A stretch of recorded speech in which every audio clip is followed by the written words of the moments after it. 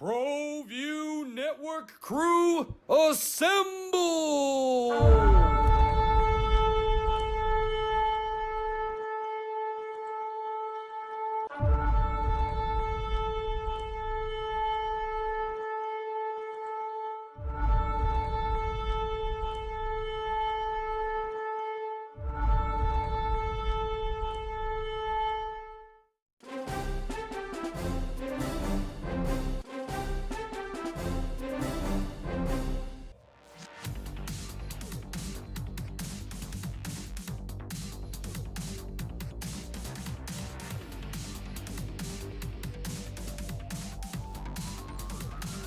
That's good! We're first! High school sports are back live on Proview Sports Network. Don't sacrifice quality and flavor when you're in a hurry. Golden Pride offers ribs, fried chicken, green and red chili, breakfast burritos, and Frontier Cinnabons. 4 great locations, or visit us online at goldenpride@abq.com. Golden Pride Barbecue Chicken and Ribs, proud supporter of Proview Sports Network. Sadie's is a proud supporter of New Mexico high school sports and athletics, and we here at Proview Networks would like to thank Sadie's for their continued support in helping us bring you all of your New Mexico high school sports coverage. Car Crafters, proud supporter of Proview Sports Network. Are you sure we're supposed to be doing this? Don't worry, I've watched him do it 1,000 times. Come on, what's the worst that can happen?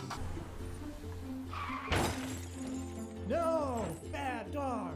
Hi, welcome to Car Crafters. What happened? Don't worry, we'll make it like it never happened. Car Crafters, it's like it never happened.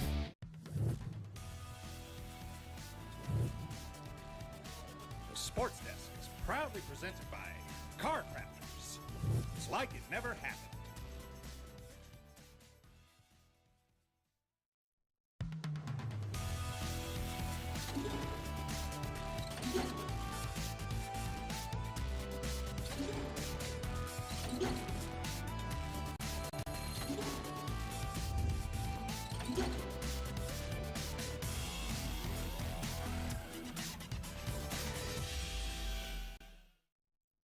And welcome everybody here to the Sports Desk. I'm Scott Galletti, and our co-host, surprise entrance here today, Ed Nunez. Originally wasn't scheduled to be here. Glad to have you here, Ed. Appreciate that, Scott. Yeah, I managed to make it after all, so I'm glad to be here too. Yeah, never know. You do have other work interests. Yeah, so I do. Kind of Yes. makes your schedule dicey, so we fully appreciate that. Speaking of a dicey schedule, our special guest today is from the Albuquerque Journal, James Yotis, and Scott? You don't get a day off. There are no days off in the fall, especially in the fall. Right. Winter and spring are not so bad. The fall is punishing. Now, the thing that I want to get into with you, I want to get into a lot of things, but this time of year, it's amazing. Cracking open the paper, going online, seems like every byline is by James Yotis. And that's not saying that the Journal doesn't have other people covering. You're just at so many events. Like last week, you were covering football. You were at the Metro Championship Soccer. You're everywhere. Well, that's the job this time of year. You know how it is. It's the fall can be a very demanding season because I try and invest time in all 4 of the sports: cross country, soccer, volleyball, and football. Volleyball is usually one that suffers the most, but I like to get out to these different events. I don't want people to think that we're only doing football, and we don't. I like to show my face at 4 or 5 cross country meets and as many soccer games as possible. I've got a soccer assignment today, in fact, so. It's part of the job. It's challenging to balance all these things. I would imagine it's very much like being a parents with 4 kids, and they all have games on the same day but at different locations. You're trying to find a way to balance between the 2 parents. How can we get here? How can we get there? I always think of it that way and try and think. I want to get to all my kids as much as possible, and I don't want any of them to feel neglected. It's taken me 10 years to get used to, and the last 5 being a high school person covering high school sports. It's weird. The soccer schedule here is very unlike California, where they start during the winter time and go into the spring, actually. Yeah, with climate being the way it is, there are actually some sports that I think could easily fit into a fall window here in New Mexico. Golf is a good example of that. I think we could easily play a golf schedule in the fall when the weather, frankly, is more mild than it is in the spring when we get the winds. I believe. Texas is a good example. Some of the sports that we have in the fall, they might have in the spring, simply because it's just not feasible with the summer months and getting into the fall when it's still quite hot to do it that way. So soccer is a fall sport to me. It doesn't feel like a spring sport, even though the World Cup is a summer event. Well, here it coincides with the college schedule, so I think it's more natural. And I think that it does. I mean, it does pretty much across the board. All the high school sports here, I think, pretty much do that. Golf is one of those rare sports that has both a fall and a spring season for those schools that want to do it. But I think here, pretty much every high school sport falls into line with what UNM and New Mexico State do, which is fall and spring. Can you imagine Monzano playing Valley soccer in a snowstorm during the middle of winter? That would be kind of cool, wouldn't it? We don't see many of those here, but that would be interesting. Well, We've seen a few. Probably would happen if they changed it to the schedule that they have in California. But well, snowstorm, I mean, here anymore, we don't get those anymore. I would just gladly take a couple of flurries. That would be awesome. Yeah, exactly. Well, speaking of flurry, we're already in week 4, so we can go over some results of week 3. And man, we had a busy schedule last week. James, you were very excited going into the week, and here's some of the scores. The big one, of course, Cleveland over El Dorado, 42-28.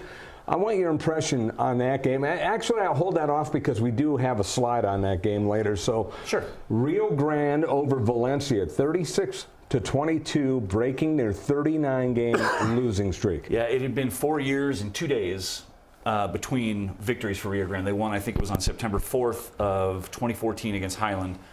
So, yeah, you can do the math there. 4 years and 2 days. I did a piece on Rio Grande for Sunday's Albuquerque Journal. And I'm glad that they did not approach the state record, which is 43 by Albuquerque High, which was set, actually, I think, in 2014.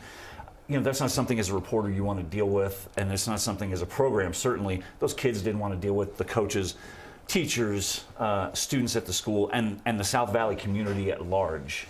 So it was a purging type of victory for Rio Grande, and it was very satisfying to see. And their coach, Dennis Manitas, told me in preseason that he knew they would break this losing streak this year. He didn't know exactly when, but he felt like this team could win a handful of games. They're scoring points, which is impressive. Even in the losses, they're competitive.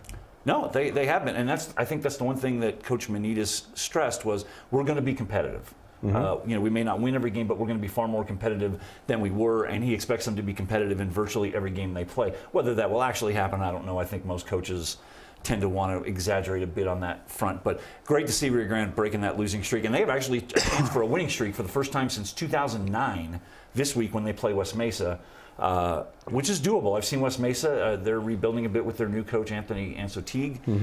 So that's certainly a chance for Rio Grande to win 2 in a row. We'll keep the slide up there while we look at this game. I want your impression on this game right here, James. Carlsbad. How good is this team? Yeah, they were, and you and I may have even talked about this privately, but when the season started, Carlsbad was one of my two teams sort of off everybody else's grid. Them and Volcano Vista were 2 teams that I valued, I think, more than then others. They go into the Bulldog Bowl and win against Artesia the first game and looked impressive doing so, and they've been rolling ever since. Well, and, but weirdly enough, they had a tie against Goddard in week 2 in the middle. They had a scoreless tie.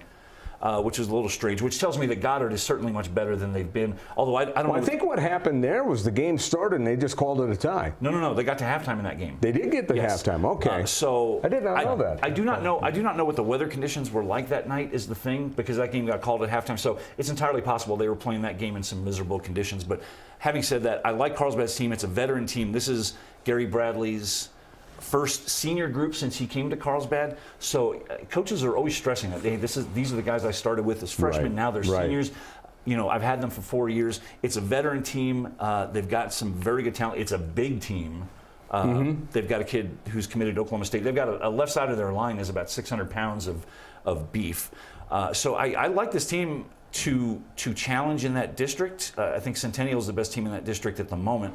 But Carlsbad is definitely a sleeper team, and they don't play any games up here. So none of us are really going to get a true idea of what they have until the playoffs. And even then, only if they really get up here and play somebody. So, but I do like, to answer your question in short, I like this team very much.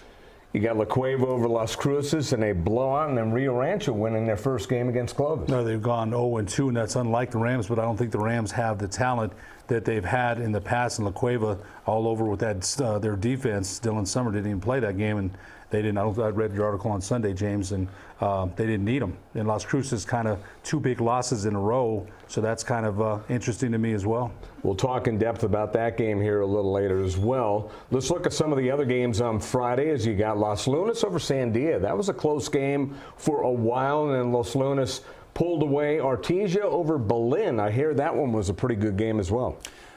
Yeah, you know, Belen graduated so many key kids off last year's team, but they still pushed Artesia pretty good. I mean, that game was still competitive into the fourth quarter, so I don't think that's a bad result for Belen at all. Artesia hadn't been 0-3 in 32 years. No, 35 years, excuse me. So that was a much-needed win for Artesia. And how many times do we say that about Artesia in a regular season game where you're talking about a much-needed game? And Artesia will be up here to play Cleveland in a couple of weeks, which should be a lot of fun.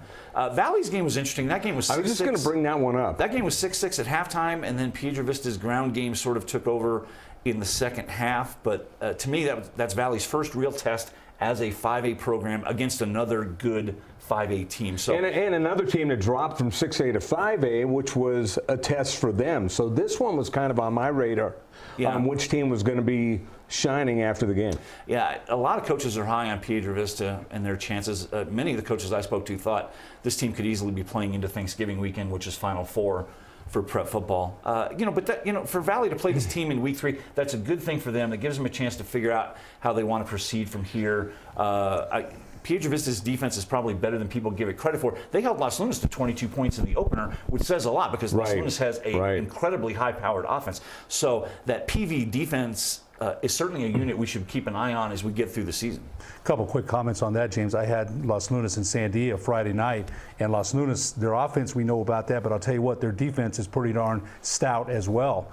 They limited Sandia. They sacked Junior Silva 9 times, limited the rushing to 57 yards on 39 attempts because of all the sacks. So I think Los Lunas defense, keep an eye on that. Piedra Vista, I wanted to ask you this, James. They lost the quarterback. I know he got hurt. Is he still out there? I heard he was just kind of handing the ball off. I know that injury did hurt them. I haven't touched base with Coach Howell, so I can't answer that, unfortunately, right now. But you are right about Los Lunas' defense. They've got, in particular, a really strong linebacking group on that team. So, Sandia with LaShawn Joseph, who I think finished just over 100 yards, but it sounds like they were very hard-earned. Wasn't very consistent. And I think it was on about 25 or 26 carries. So you're talking about 4 yards a carry. I think any defense would take that in a heartbeat against a kid like that 4 at a time. Both of you guys, I wanted impressions. Ruidoso, who has, in my opinion, the best stadium around because it's almost like the Wrigley Field of football where, I got to go out there with UNM a bunch of times, and you got the end zone right at a fence because of the street, and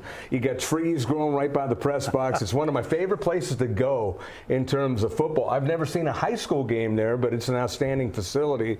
And you got 57-54 against Alamogordo. Well, it reminded me, and James will remember this too, the 4A matchup against Las Vegas Robertson last year. Ruidoso beat them 57-54. So when I saw that score, I'm like, wow, there's the same score. Alamogordo coming close to breaking that losing streak, just couldn't break through at the end. That's a lot of offense. Ruidoso puts the points on the board. Yeah, and Ruidoso is going back to Robertson this coming week in a rematch of that title game, which should be a heck of a lot of fun. Let's look at the Saturday games. You have Bernalillo, 3-0. St. Pius, a big win over Kirtland. Centennial all over Monzano. Volcano Vista, they, I guess, had no trouble with Oñate, and Hope Christian continues to roll. That's a surprise to me. They're ranking #1 in this week's poll, and Moriarty, under Coach Anaya, had some really good success the last couple of years. So that kind of tells you how good Hope Christian is right now. Christian is, as a matter of fact, I watched that game the other day, the Hope Christian against Moriarty game. They were incredibly impressive. And, Hope has dropped down to 3A the last time I was on your show. We talked about that a little bit. Hope has dropped down to 3A. That is a legit #1 ranking they have right now. That is an exceptionally strong team on both sides of the ball. They've got maybe the best athlete in 3A football anywhere with Vince Quezada, who plays receiver, can play quarterback. He's their big-footed place kicker as well. That is a legit team. That team is going to make a ton of noise in the playoffs. And the thing with Hope is really their district schedule is not going to test them at all. So their biggest problem is they're probably going to have a first-round bye. When they get to their first playoff game, they're probably going to be coming off a period of maybe 4 or 5 physical weeks where they haven't played anybody that's even remotely challenged them. I think going forward, and I talked to Gary Beck, Hope's coach, the other day, and I mentioned this to him, and he agreed. I mean, they are not going to see very many tests between the middle of the regular season and the start of the playoffs. And of course, we don't want to pencil them in yet, but it's more than likely they will. So I think that's going to be the challenge for Hope going forward. How do they stay focused? Let's go ahead and take a break, and we will come back with more analysis here on the week that was and look ahead at the week that's going to be here on the Sports Desk. But first, the top 10 plays of the week brought to you by DreamStar.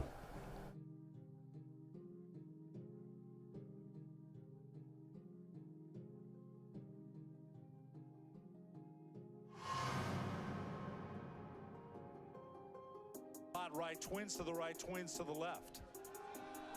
Garland's throwing to the end zone. Got a receiver out there. Caught, touchdown. Jamal, man, this beat is crazy.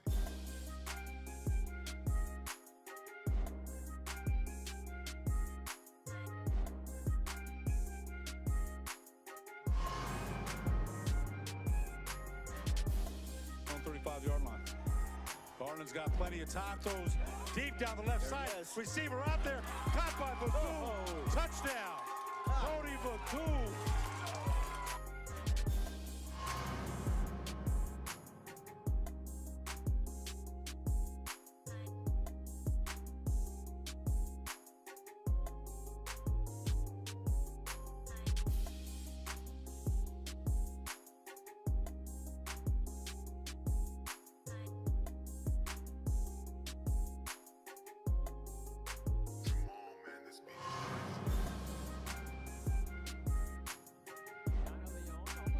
Getting the ball knocked forward. Gabe Legendre is on a run. One-on-one. Legendre! 1-0 to the Cleveland Storm. And that's the 11th goal of the season for Gabe Legendre. And he's going to celebrate with the Storm faithful.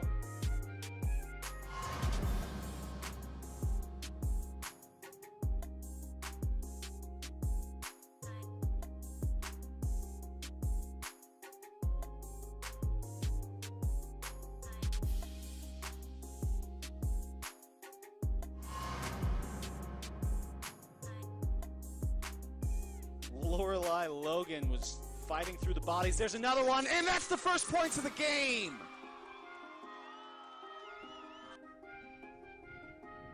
This one again, short and low. And that's another score for the Cougars.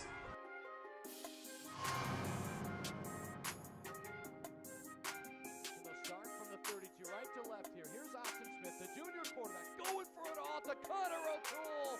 Yes!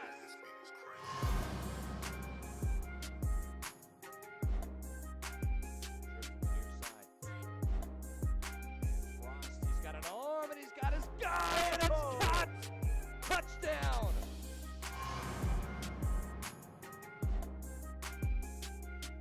They trail 1-0. Ball into the box. Erickson! Tyler Erickson has leveled this game for La Cueva. It's 1-1. The senior finds the back of the net.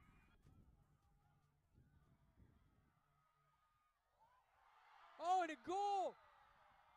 It's a goal for La Cueva.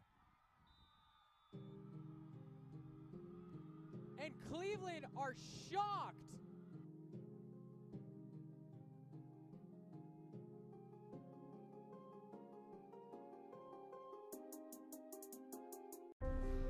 The New Mexico High School Coaches Association, established in 1941, is an organization of New Mexico's best and most professional interscholastic coaches. Coaches across work daily to help our student athletes excel in the classroom, on the field of play, and in our communities. Students that participate in interscholastic activities attain higher grades, higher graduation rates, and higher wages. Responsible for the North-South All-Star Games, statewide Coaches Award Program, and providing multiple professional development opportunities for New Mexico's coaches. Be a great coach by coaching beyond the game.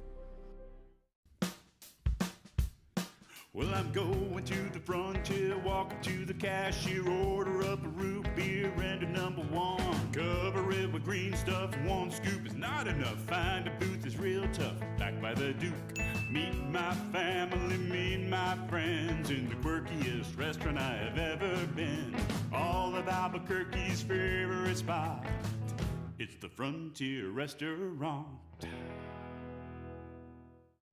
The Frontier Restaurant is a proud supporter of Proview Sports Network.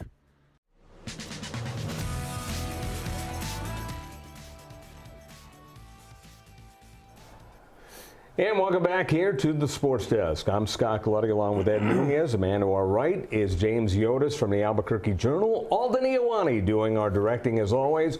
And you're watching us live here on ProView Comcast 26 and on Facebook. We're also taped, if you will, on YouTube, so a lot of coverage.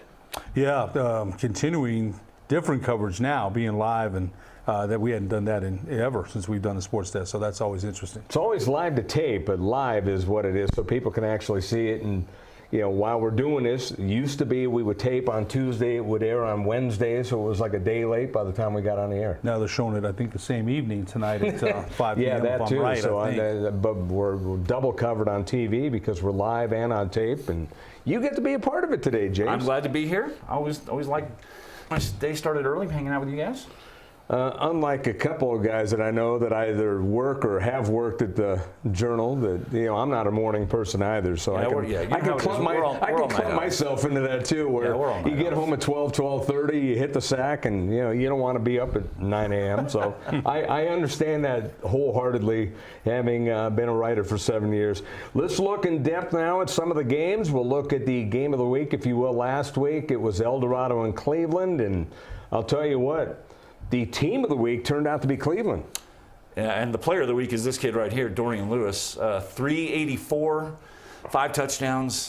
He's a transfer from El Paso Andrés, a district player of the year last year as a sophomore. I'd seen him in the scrimmage against Sandia, and he was incredibly impressive. This was my first look at him during a live game. The kid was just amazing, and really we should credit Cleveland's offensive line too, because they did a tremendous job on that El Dorado defense. They gouged them. They ran basically the same 2 or 3 plays. They continued to work big time in this game, and El Dorado never really adjusted. And Cleveland, that was the most one-dimensional you'd ever see a team be in a big game like that. But the thing is, if you could run the ball like this, there's no reason to throw the ball. Yeah. If you can run the ball this effectively, look at this hole here. If you can run the ball like this, why would you need to throw? Now, having said that, Cleveland at some point is going to have to develop this passing game a little bit more, probably. Right. I mean, they're not going to be able to just live and die with Dorian Lewis, but the kid was very impressive. El Dorado played, to be fair, Cleveland was the better team, no question, but El Dorado played horribly in this game. Just one huge mistake after another. We're talking about turnovers, muffed punts, up and down the board, dropped touchdown passes. It was a bad showing by El Dorado, and they certainly deserved to lose this game. Yeah, and a close game in terms of total yards. Cleveland 525, 482, but then you look at Lewis, he had 384 of the 525. And I asked Dorian after the game, because you can see there are 38 carries, and I asked him, that was one of the first questions I asked him after the game was, can you carry this load like this every week going forward? Well, look at what he's done in the last 2 games. I put that on for a reason, knowing that you were coming in. 64 carries, 599 yards, 9 TDs in 2 weeks. And it's not just his speed too. He's a power runner. He's not a big kid. He's only about 5'9", very powerful. He shucked a couple of tackles the other day, stiff-armed a couple of guys. That kid has a lot of power for a kid his size, and he's very patient. He waited for his holes to develop, and when they were there, he hit them hard. So, this kid will be able to handle the workload, I think. Now, of course, he's not going to have to carry this kind of load going forward every game. There's some teams on their schedule where he'll only play a couple of quarters and be able to keep his legs a little bit, but he's the most dynamic player I've seen so far this year, no question. You talked to him, Ed. Your thoughts? Well, I think I'm going to second what James said, and it's funny. I interviewed him on Sunday, and I hit his leg, and that's where the power is. The power's in those legs, and I think James is right. It's a multifaceted offense. It always has been, and I think they, Trey Watson didn't get any love. Colton Madison on Thursday, but they will, because that's how their offense develops.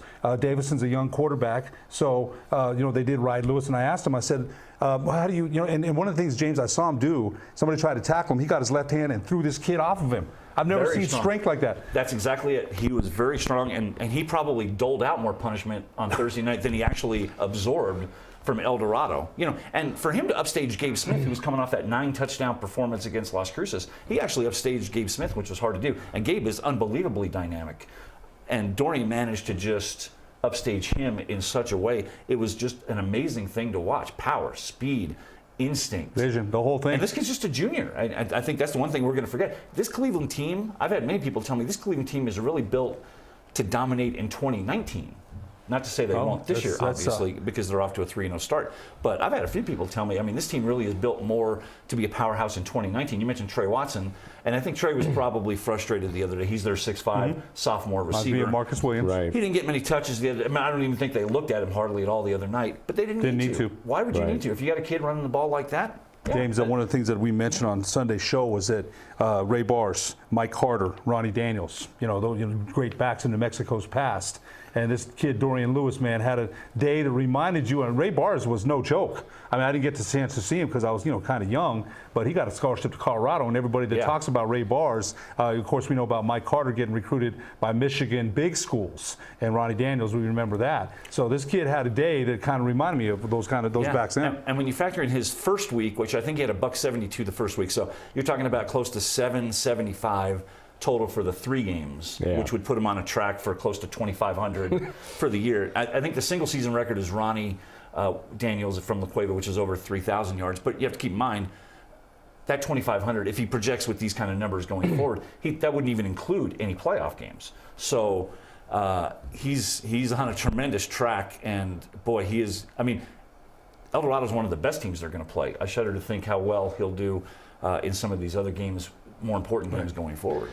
In terms of Dorian Lewis, I looked at the tape, I look at him, and the first thing that I think of is both in my radio days in LA and newspaper days in LA, 3 guys come to mind that I saw that went to the show. Dalen McCutcheon, the son of Lawrence McCutcheon, saw him play for a couple of years. He was the top running back in Los Angeles.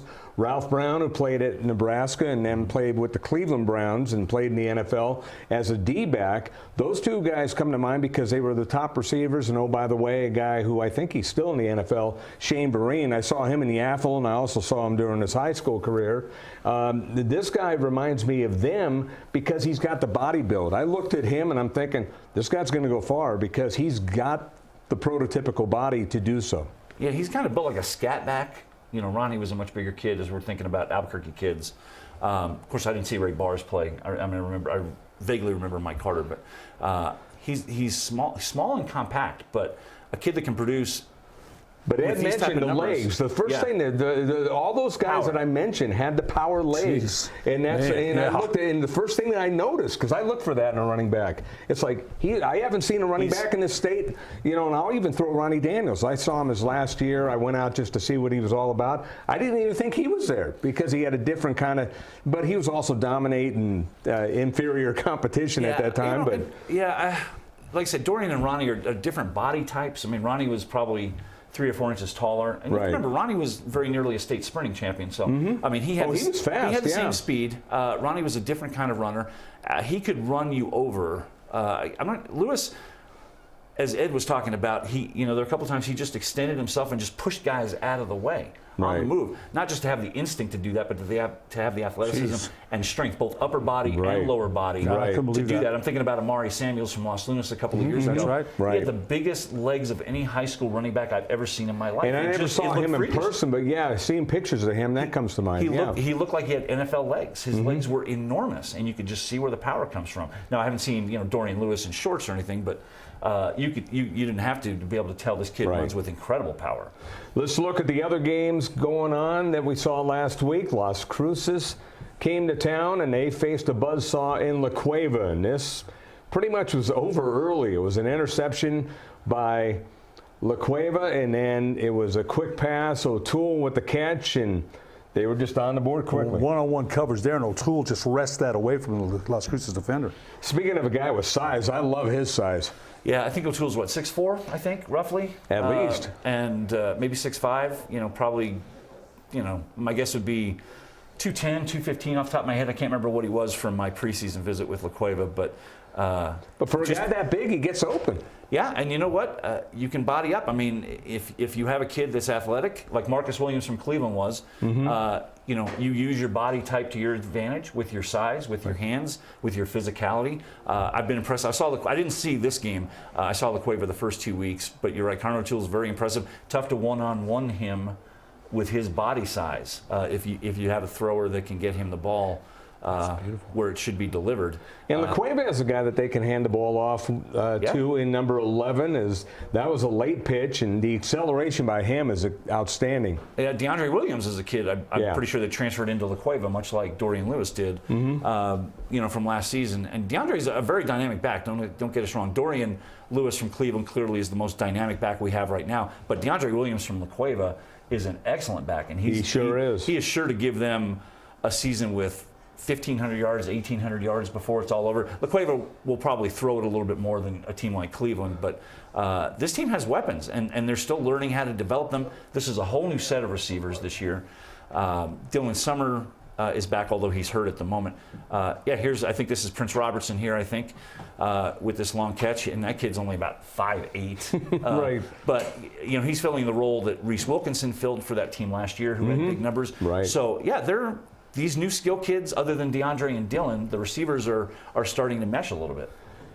You look at Austin Smith, 10 of 16, 254, 2 touchdowns. I'll tell you what, the talk after the game by Coach Back and everyone else, he didn't just trot out there and manage the game. He ran their offense and ran it extremely well. Yeah, I saw him. He played the second half against Valley the week before. Dylan Summer got lit up on the last play of the first half against Valley in week 2 and did not return. And when I asked Brandon Back about it, he played it very coy and said, well, I just wanted to get Austin some reps. But it's clear he did suffer a bit of an injury in that game. And Austin is a dynamic kid. I mean, let's put it this way. If Dylan Summer didn't return for an injury reason, I think Brandon Back feels entirely comfortable turning the offense over to Austin Smith. Look at these numbers. I mean, he put up fantastic numbers. And on that board, on that screen there, the one number that stands out to me is the one at the bottom where it says Las Cruces 130 yards. That is an eye-popping number. And this LaCueva defense is still sort of finding itself. I mean, defense is what LaCueva does. That's their calling card. And Cruces is still a pretty decent offense. They've got some good weapons on that side of the ball. To hold that team, look at that, 75 yards, 55 yards passing. And it wasn't a fluke either. It was just domination by the LaCueva defense. Well, I think that's one thing. If they haven't found themselves, I hate to see what they're going to be like when they do. But here's the other thing. If you're Dylan Summer, and, he's a senior, and I wonder, because if you see somebody else, your competitor, you're glad the team's winning, but you kind of wonder what his thoughts are. Like, man, I got to get back out there because we're still rolling. And, and that's Coach Back's responsibility to say, hey, hold on, Tiger. And that's hard because, you want to be there. You came back from a knee injury. You played in the state championship with a torn ACL. And so you see the other guy doing well, and you're kind of like, you got the hat on the clipboard. You're like, geez, I gotta get back out there. So that's going to be interesting. Yeah, it really is. Let's look at the other game that you did, Ed. Sandia, Los Lunas. The first thing was, as we'll go to it right now, the first thing was the delay. Hour and 44 minutes. Lengthy. No run by Nick DeFoy. Here's the 43-yard pass from Junior Silva to Deontay Bernard. That's really their highlight all night long offensively because they tried 2 field goals and missed them. And here's a Garland on a beautiful throw, I think, down the seam to Thomas. A beautiful throw. Splits two guys. Throw. Here's a 61-yard toss, I think, to Cody Vaku. Yeah. Oh, that's Hunter Williamson. I'm sorry, Hunter Williamson, I believe. Yeah, this team, I think, has all 4 of its top receivers back from last season, plus Nick Garland, their quarterback.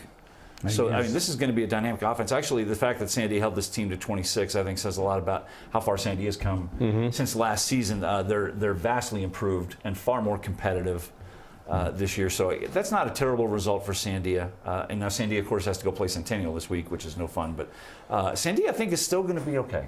You mentioned Boku. He had 2 catches, 72 yards, and scored. Pedestrian numbers really for Garland. That's good numbers, but for him, it's usually 300, 320. It was the defense, believe me, that stole the show as far as they sacked Junior Silva 9 times. And Nick Garland, and I've said this many times, after Gabe Smith from El Dorado, this is the best dual threat quarterback in the state, as far as I'm concerned. I would be surprised if there were another one out there as dynamic as Nick. Certainly not Gabe, but Nick is a tremendous talent and a heck of a lot of fun to watch. One thing that I talked to Kevin Barker before the game, James, and he had said a lot of those runs for Garland were designed runs, and they held him to 56 rushing. That's because he had rushed. I think he was coming in averaging 105 rushing yards a game. So Sandia's defense didn't do a bad job. Yeah, but you know how it is with dual threat quarterbacks. Sure, some of those runs are designed, but what you kind of forget is his ability to freelance. Right. We saw that with Gabe Smith last week against Cleveland. That game was only as close as it was because of Gabe's ability to freelance and create amazing plays from nothing, from plays that were defended well by Cleveland, where Gabe just made an individual play. Nick has those kind of skills too. The difference is Nick's got great receivers coming back last year, including Voku, who I'm pretty sure was their top receiver last year. Garland has a better set of receivers coming back than a guy like Gabe Smith at Alvarado did. Gabe maybe has to do more individually. And of course, we're talking apples, oranges, a 6A team versus a 5A team. But a kid like Garland doesn't have to run the ball as much this year because he's got his top four receivers are all back in this offense. So there's no reason for him to try and stretch the field unnecessarily when he's got that kind of weapons. Let's take another break. We'll come back with more here on the Sports Desk. Get into the game with Garden Swartz Team Sales. They have everything you need, from screen printing, embroidery, and digital printing services, high school letterman jackets, and all high school and club uniforms, and individual and team apparel with the most reliable brands like Speedline, Rollins, and Wilson. And don't forget to check out the latest F7 Shut helmet. It's all at Garden Swartz Team Sales. Give them a call, 505-884-1234. Garden Swartz Team Sales. Folks, there's no other way but to be all in. Either he's Lord of all or he is not Lord at all. And you can experience the real and authentic, true life change that only God can provide to humanity. See, when we truly encounter Jesus and purpose to know him and follow his teachings, #life change will occur.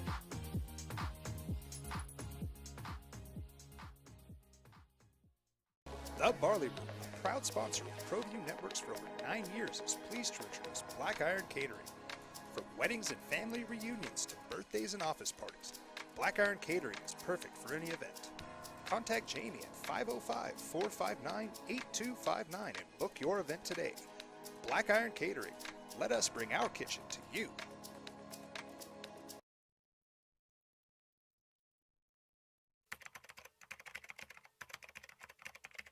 Proview Network crew, assemble!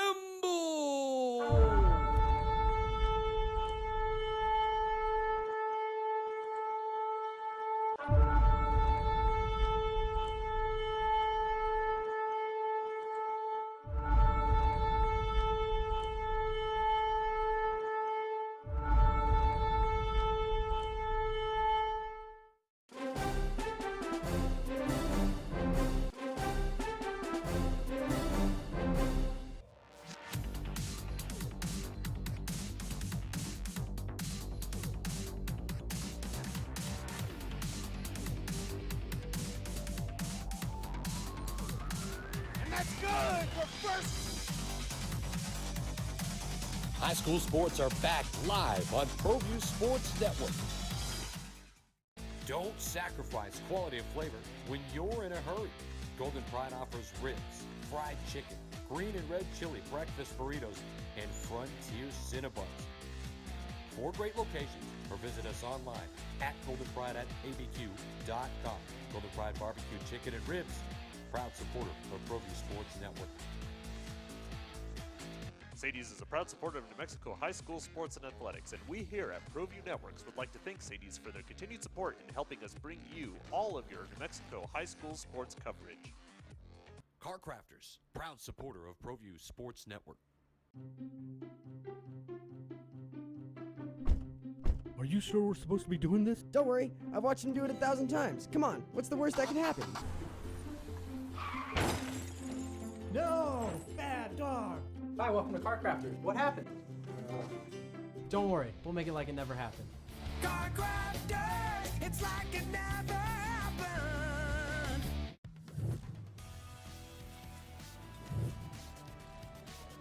Sports Desk is proudly presented by Car Crafters. It's like it never happened.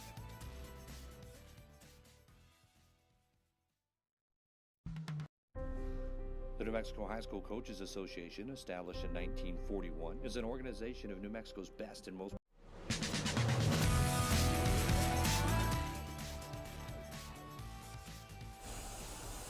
Trudging along here on the Sports Desk Live here on Proview Networks, Comcast 26 on Facebook. You can watch us later on YouTube. You can see us all the time. Scott Gallotti along with Ed Nunez, joined by James Yotis of the Albuquerque Journal. We have Alden Iowani, our fine director-producer, also doing a great job as always. Time now to go through the polls here. We're going to go through the football poll and see where things stack up, the NMOTSC coaches poll. And we're going to look first at 3A, and there you have it. Hope Christian, we talked about them. They're number 1. Well, actually, let's go back to that 3A real quick if we can. Well, there we go. Hope Christian, they're number 1. Dexter, Socorro, Hatch Valley, and Robertson. Robertson was number 1, Ed. They've dropped down to number 5. Yeah, that's interesting that they have. And I'm looking at Hope Christian and just hearing what James said about Vince Casada. I got to watch that kid play, man, if he's that kind of triple threat. And they have a quarterback named Nick Henry who's playing very well. I think he threw 4 or 5 touchdown passes the other day against Moriarty. He was very impressed about it. I should have mentioned him a little earlier. Robertson fell because they got beat 35-0 by Santa Rosa, who's, of course, a very great small school program in New Mexico. Yeah, interesting list. I believe Hope is playing West Las Vegas, which is 7th here. I believe they're playing this Saturday at Milne. It's a Saturday night game, I believe, at Milne. So that'll be a good test. Hope opened with a road win at Portales in overtime, a 10-7 game. And Hope built this schedule front-loaded with some good teams because they knew at the back end their district was not going to challenge them. So they set up this schedule to play some good teams in the non-district. So this will be another good test for Hope this week. Move ahead to 4A now on the football coaches poll. And you have Taos, Ruidoso, Lovington, Portales, Bloomfield, and St. Pius down at number 7. Yeah, and getting back to Hope for a second, Bloomfield here is another team Hope is playing, I believe, week after next down here to continue their tough schedule part. Taos is so athletic. They've built a powerhouse track and field program, and I have been trying to find out whether Jonah Vigil, their sensational track athlete, is playing football. I did not see him on the opening day roster. That doesn't mean he's not playing, but they are just loaded with athletes. And Taos will be down here to play St. Pius in a few weeks because now they're district rivals, St. Pius having dropped down a classification this year. So Taos, St. Pius, Bernalillo at number 9. That's very gratifying. They're 3-0 for the first time since 1979. Good for them. And they've got 3 games ahead of them. Shiprock, Santa Fe, Espanola, games that Bernalillo could win. Santa Fe might be the toughest of those, but that's a team that could end up starting 6-0 going into their district opener against St. Pius, which would be a lot of fun. But Ruidoso, we talked about that in the last segment. They've got that return trip to Robertson this week. That's one of the best games on the board this week. Moving ahead to 5A now in football, and in 5A you have Los Lunas, Ortigia, Belen, Piedra Vista, Roswell, Valley down to number 8. You have Farmington at number 10. Pretty interesting poll. Well, look at Piedra Vista. They keep that climb. As James mentioned, they're starting to play better each week. They did drop a decision early in the season to Los Lunas. I thought Valley, and I was intrigued by the Vikings dropping down to 5A. I talked to Valley head coach Judge Chavez last week, and they're a little dinged up. And that's what one of the things he said to me is that when you have injuries and you don't have a lot of people out there, it does affect your roster. He didn't make any excuses. Valley was tied with Piedra Vista at the half, and Piedra Vista runs away with that 26-6. Yeah. And of note here, Roswell, which is ranked 5th, they are up here in the metro area this week to play number 1 Los Lunas on Friday night, which is the game I'm going to be going out to cover. And I believe Los Lunas has a roadie at Artesia. It could be even next week. I'd have to look that up. I'm almost. It's within the next 2 weeks. So Los Lunas has 2 really good tests. They've already played Piedra Vista. They will play Belen.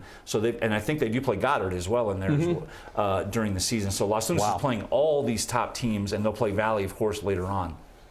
Yeah, it's going to be a big test for them and whoever plays them, for that matter. 6A is now on call, and we have Cleveland, La Cueva, El Dorado, Centennial, and Volcano Vista. One of the things, and it's kind of a sad thing to say, James, is we're starting to realize now that there's a couple of haves and a lot of have-nots.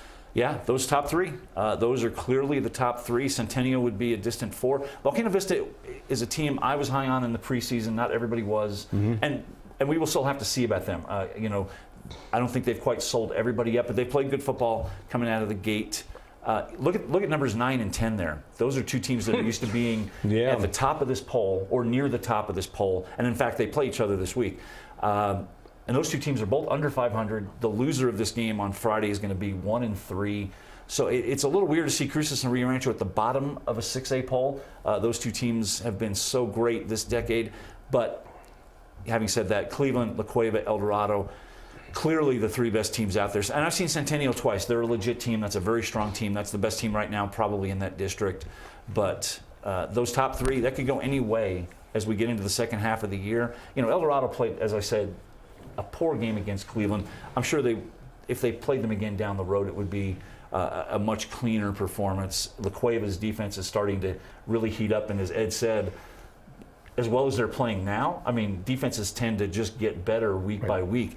It's crazy to think how this defense will be playing in the second half of the year, like when they play El Dorado, for example. Right. What a crazy matchup that will be, and that's a Thursday nighter coming up in about a month or so. So that La Cueva defense is really starting to pick up that heat, and if they continue to play at this level, it could be that's the team to beat. One of the other hats that you wear is covering soccer, James, and you had a chance to cover the Metro Soccer Championships and a couple of really good matches. You had Siebel and the girls side beating Academy 2-0, and La Cueva, a dramatic overtime win over Cleveland 2-1. Yeah, that boys game was very entertaining. La Cueva was down 1-0 to Cleveland with just 4 minutes left in the game, and they tied the game, I believe, in the 76th minute. This was Cleveland's first goal here in the first half. A kid named Gabriel Legendre, who's a junior and just killing it for Cleveland. He is maybe the most dynamic scorer in 5A soccer. Soccer is now down to a 5A classification. That kid is a tremendous talent for Cleveland. And Cleveland's a great team. That team was 6-0 before that game. And then you have the game-tying goal here from Tyler Erickson, who's a defender, and that tied the game up with about 4 minutes left in the second half, and tied at 1-1 and forced the overtime. This is out at the APS complex. And of course, La Cueva is a state finalist from last year as well. And then I believe here's the game-winning goal, also from Erickson. What a blast that was. Yeah, that was just a dynamic goal. That was probably 25 yards out. And that camera angle probably didn't even tell you how tough an angle that was on that shot. So La Cueva repeated as Metro champion once more. So what a match that was, as La Cueva ends up winning that. And I wanted to get your opinion, because we don't get a chance to talk a lot about soccer, because unlike football, volleyball, we don't get the polls. We could get polls off of Max Preps, but we don't have any local polls. But you're the pollster. You're the guy that goes out to the matches. Who do you see as the top teams in boys and girls this year? Well, I think on the boys' side, if you're talking about the big school division, it's these two teams for sure, Cleveland and La Cueva, plus Albuquerque High. La Cueva beat Albuquerque High 1-0 in the semifinals of the Metro tournament. Albuquerque High is the defending state champion. That's still a very good side. Those three teams in particular strike me as the three best. The girls' side, you have La Cueva, who's the defending state champion, clearly still close to being on top of their game. El Dorado's off to a very good start. Cibola, my alma mater, won their first ever Metro championship. They had never won a Metro title in soccer before. And this is an interesting team. They've got a lot of incoming freshmen who are very good, and they're doing a nice job mixing the younger kids with some of their veterans. They've got a kid named Sidney Burrup, who's off to a big start for that team. So watch out for this group. They're 5-0. The big problem there is they come out of just the state's most competitive district. It's just a lot of wars in that district. We'll see if this young group can survive, a long season and see how they do against teams like Volcano Vista, who's another team I should mention as well. Volcano Vista is going to be very good as well, in addition to Cibola and La Cueva. Lot to cover still. We'll cram it in after the break here on the Sports Desk. The New Mexico High School Coaches Association, established in 1941, is an organization of New Mexico's best and most professional interscholastic coaches. Coaches across work daily to help our student athletes excel in the classroom, on the field of play, and in our communities. Students that participate in interscholastic activities attain higher grades, higher graduation rates, and higher wages. Responsible for the North-South All-Star Games, statewide Coaches Award Program, and providing multiple professional development opportunities for New Mexico's coaches. Be a great coach by coaching beyond the game. Well, I'm going to the frontier, walking to the cashier, order up a root beer and a number one. Cover it with green stuff, one scoop is not enough. Find a booth is real tough, back by the Duke.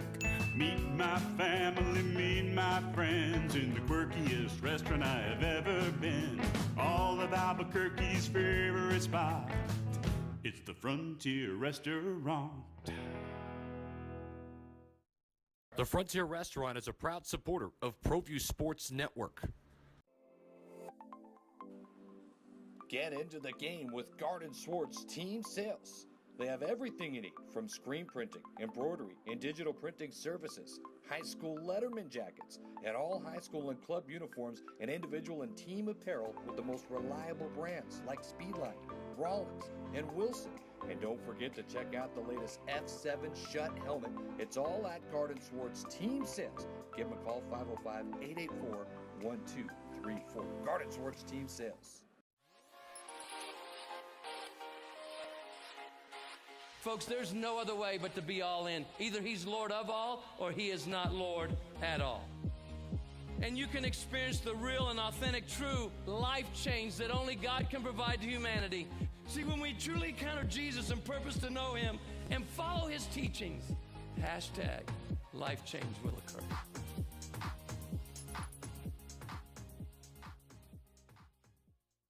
The Barley Room, proud sponsor of Proview Networks for over 9 years, is pleased to introduce Black Iron Catering. From weddings and family reunions to birthdays and office parties, Black Iron Catering is perfect for any event. Contact Jamie at 505-459-8259 and book your event today. Black Iron Catering. Let us bring our kitchen to you.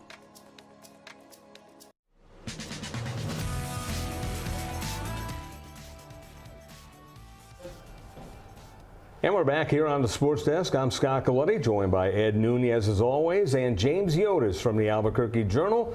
Alden Iowani, our fine director, getting us through the show. Let's look at week 4 in football. We'll go through the schedule here very quickly as we've got Del Norte, Albuquerque, Cibola, La Cueva, very intriguing game. Couple of 3-0 teams going at it on Thursday. Then you got El Dorado at Etrisco, Belen, Highland, Volcano, Manzano, Las Cruces, Rio Rancho.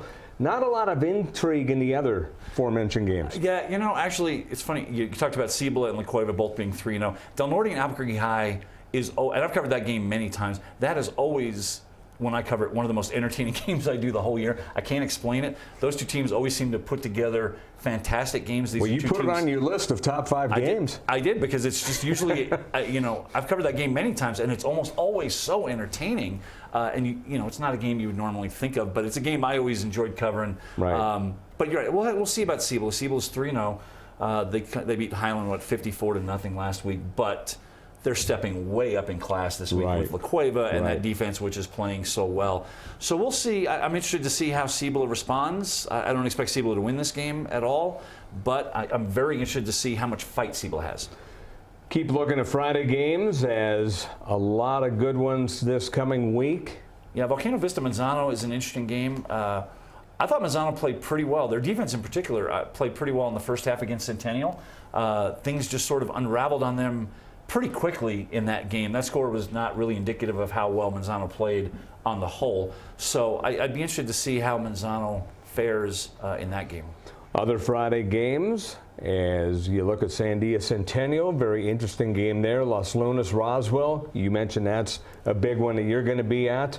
And we'll look ahead at Saturday's game. So Saturday coming up in week 4. Hard to believe it's week 4 already. I know. Pretty soon we'll be talking about the selection show. It really does. So the Saturday games are as follows, as we wait to have them pop up here on the screen.